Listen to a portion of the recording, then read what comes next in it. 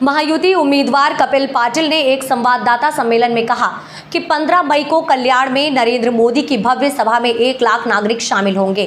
कपिल पाटिल ने कहा कि प्रधानमंत्री मोदी 15 मई को दोपहर 2:30 बजे आधारवाड़ी स्थित छत्रपति शिवाजी महाराज मैदान पर मार्गदर्शन करेंगे। कपिल पाटिल ने मैदान के साथ साथ मंच और अन्य सुविधाओं का भी निरीक्षण किया है।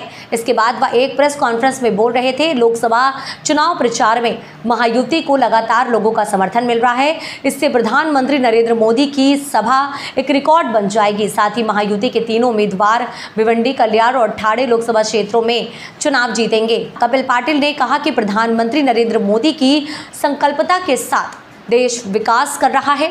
लोगों को उन्हें लगातार तीसरी बार प्रधानमंत्री बनाने के लिए वोट करना चाहिए।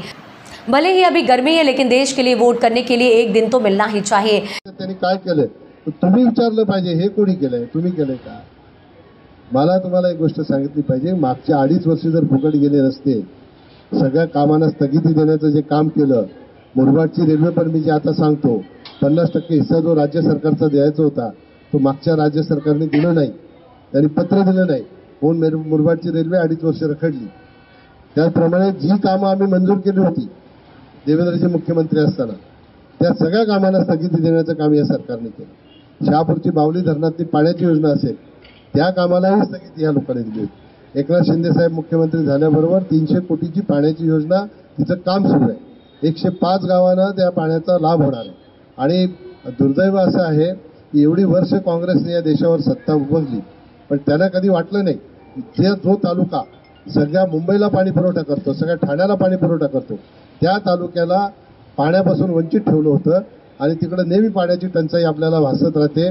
त्या माता भगिनींच्या डोक्यावरचा हंडा उतरवण्याचं काम देशाचे प्रधानमंत्री यांनी जल जीवन मिशन अंतर्गत 50% केंद्राचा पैसा, 50% राज्याचा पैसा, हा पैसा देऊन 300 कोटीची योजना ही मंजूर केली आणि तिचं कामे आता सुरू झालेलं आहे।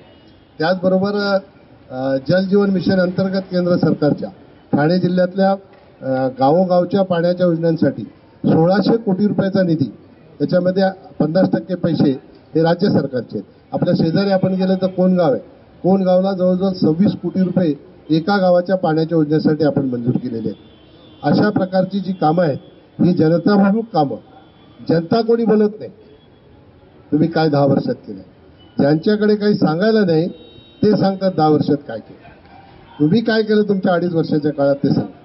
मला एका पत्रकाराने प्रश्न विचारला होता की तुम्ही शेतकऱ्यांसाठी काय केलं पाहिजे होता, तो रेल्वेचा क्रॉसिंग होणारा फ्लायओव्हर हाही आपण पूर्ण करून त्याचं उद्घाटन केलं। वांगणीचा फ्लायओव्हर मंजूर आहे, त्याचं काम लवकरच सुरू होईल। आधीची एजन्सी होती ती काम करायला तयार नव्हती, म्हणून रेल्वेचीच एजन्सी त्या दुसऱ्या एजन्सीकडे त्याचं काम दिलं, त्याचंही टेंडर लवकर निघून ते काम सुरू होईल। प्रत्येक स्टेशनवर lift, accelerator, booking window, toilet, restaurant, हे ज्या ज्या मागण्या आपल्याकडे प्रवाशांच्या आल्या त्या सगळ्या मागण्या आपण पूर्ण केल्या।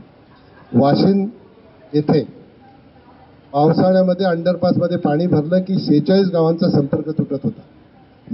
मला लोकांनी खासदार बनवल्या 34 कोटी रुपये केंद्र सरकारच्या रोड फंडमधून, सेंट्रल रोड फंड या योजनेतनं गडकरी साहेबांकडनं मंजूर करून आणून तिथे रेल्वे ओव्हरब्रिज बनवला, त्याचं उद्घाटन झालं, ते लोकांना वापरात आहे।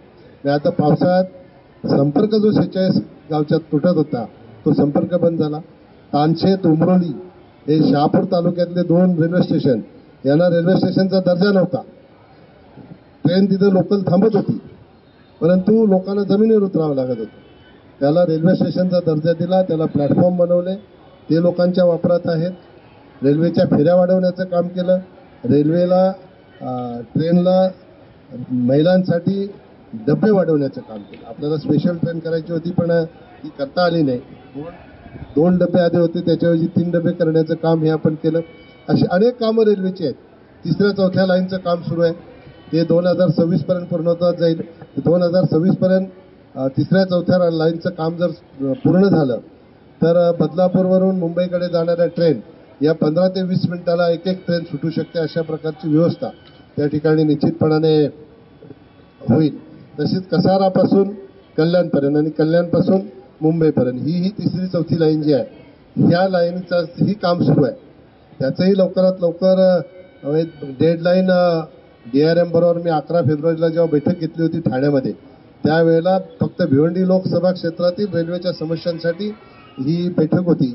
त्यांनी सांगितले 2026 एंडपर्यंत आम्ही ह्या 3-4 लाईनचं काम निश्चितपणाने पूर्ण करू. ज्या प्रवाशांच्या मागण्या आहेत की आतापर्यंत आपल्याला रेल्वेच्या फेऱ्या वाढवता येत नाही कारण आपल्याकडे गॅप नाही, तसंच आपल्या भिवंडी रोड स्टेशनवर गुड्स सर्व्हिस आपण सुरू केली. रस्त्यावरचा ट्रॅफिक कमी व्हावा म्हणून आता आसामपर्यंत जाणारा माल भिवंडीवरून हा ट्रेनने जायला लागला, मालगाडीत जायला लागला. आणि त्याचा फायदा असा आहे, रेल्वेचं उत्पन्न वाढलंच, परंतु रोडवरची ट्रॅफिक नुसती कमी नाही झाली तर इंधन वाचलं. सगळ्यात महत्त्वाचं काय असेल तर बाय रोड आसामला जर एखादा ट्रक निघाला तर त्याला जायला 7 दिवस लागतात आणि हे 3 दिवसामध्ये ट्रेनमध्ये आसामपर्यंत माल पोहोचतो. ही व्यवस्था आपण भिवंडी रोड स्टेशनवरून केली. अशी अनेक कामं आहेत जी आपण केलेली आहेत 10 वर्षामध्ये. बडोदा एक्सप्रेसवे आपल्याकडून जातो. आपल्या मतदारसंघात 12,500 कोटीचं काम त्याचं आहे. भिवंडी लोकसभा क्षेत्रात येणारा जो पार्ट आहे त्याचं काम 12,500 कोटीचं आहे. मेट्रो तर मी सांगत आहे, बुलेट ट्रेन तर मी सांगतच नाही कारण शेवटी ती मोदीजींचं स्वप्न आहे ते पूर्ण, तेही माझ्या गावावरूनच जातं. एवढी सगळी कामं या लोकसभा क्षेत्रात झालेली आहे.